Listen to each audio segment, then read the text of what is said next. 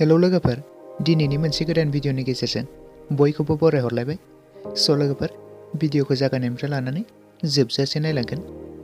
लोगोफोर, दिनैनि भिडिअ आपडेटआनो जादों पुजा नार्जारी अफिसियेल बेनारजों दिहुनजानाय आबुं मोनसे मिउजिक भिडिअनि सायावनो आपडेट लानानै फैदों।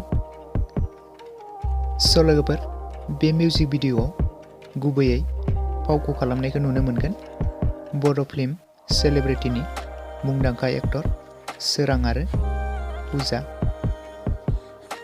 आरो बे भिडिअनि डिअपि आरो एडिटरखौ खालामदों सचिन लाहारी। लाइटआव दं जारिमिन ब्रह्म, करिय'ग्राफि आरो मुवायाव दं मेडियन बरगयारी आरो सिंगाराव दं गौतम ब्रह्म। लाइरिक्स टुनआव दं जुलि ब्रह्म। रेकर्डिं स्टुडिअ'आव दं पापलु सिट। लोगोफोर, बे मिउजिक भिडिअनि टाइटेलनि मुङानो जादों नोंखौदि आं सना।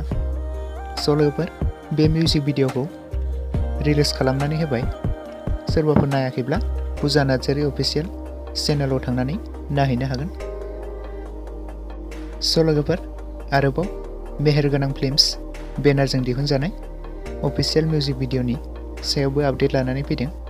बे मिउजिक भिडिअआव गुबैयै फावखौ खालामदों प्रेमजित गयारी आरो नभानिता बसुमतारी आरो सिंगाराव दं जनेन्द्र बसुमतारी। मुवायाव दं मेडियन बरगयारी। ड्र'नआव दं नोजोर बर'। डाइरेक्सनाव दं मिसाइल मोसाहारी। प्रडाक्सन मेनेजाराव दं अनिरुद्धा बसुमतारी आरो उदां ब्रह्म। आरो प्रडिउसाव दं मिस्टार रोंसार मोसाहारी। लोगोफोर, बे मिउजिक भिडिअनि टाइटेलनि मुङानो जादों पेरिस्तामुल। बे मिउजिक भिडिअखौबो बिथांमोना अलरेडि रिलिज खालामनानै होबाय।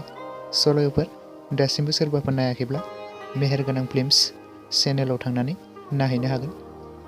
लोगोफोर, दिनैनि भिडिअ बेखिनियावनो।